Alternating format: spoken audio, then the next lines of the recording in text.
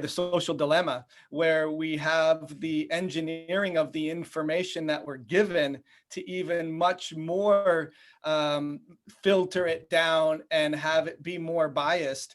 And so maybe if for those that don't know or haven't seen it, but I'm sure that they have, the social dilemma, how that overlaps with how we become addicted to stress, and then we'll come up with solutions and how to combat that. Right. I think what unfortunately what they've done is there's an algorithm. It's not a person sitting there. Like a lot of people think there's a person sitting there doing that. There's no button. There's no person doing this. It's all being done by uh, artificial intelligence, which looks at an algorithm. Which means when you like something, you approve something, you comment on something, all of that is giving a weight and a measure. And so what they do is their whole job on these social platforms is to get you on there longer so they can serve up something that you might buy. And believe me, they're always listening. I mean, I've been with my son and we talked about garage door openers, and I don't need a garage door opener. He did. But then when I went back on to Amazon and other places, I started getting ads served up to me for garage door openers. And I didn't type it in. I didn't write it in. There was no reason for me to even look for it. I was just in a conversation with him. So you should just know that they're always listening. And it's not a person. There's not a person listening. So you don't have to worry about that. There's an intelligence in serving up these algorithms. Now, you might wonder, I don't care what, I'm not political as much as I'm American. So I want what's best for America. So, but depending upon what political slant you have, you're going to get served up more of that information. So you might be saying, wow, don't they know about this? No, they don't. Because every talking head is telling you what you've already clicked, said, liked, shared, commented on. So you're only getting fed one way. It used to be that we'd hear all the opinions, but everything is being skewed.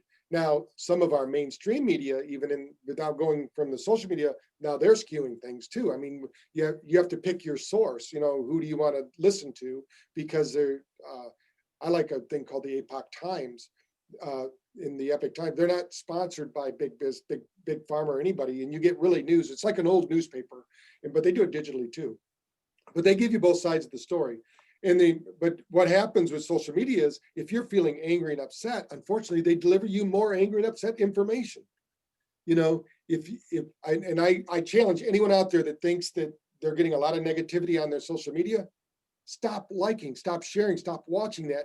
Go on to sites that are about gratitude, love, about health and healing. You're going to find your whole information stream on social media will change in about 7 days.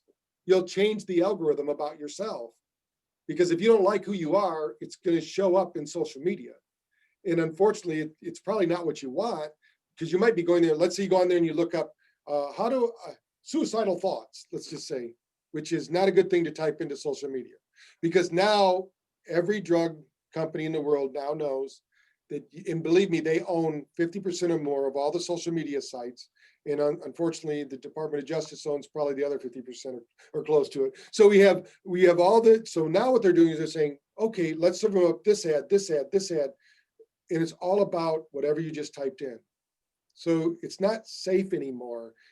It's not like, but again, it's not a person doing this. It's an algorithm, and they're doing it. I've had people actually tell me, I think it's great. I don't even have to think of what I want. I just go on social media, and it's like it's reading my mind.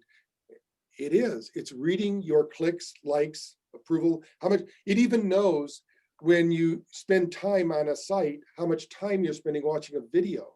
And it ranks all that, everything you do. And if you haven't watched the movie, I really encourage you to watch it early in the evening so you can have at least 2 or 3 hours before sleep to do something more positive, because it'll leave you thinking, oh my God, Orson Welles was right. What's going on? And they're doing it really to drive their bottom line. They're not doing it to ruin anybody's specific life. They're doing it to sell products, to raise the value of their media. So it's a crazy world that we live in.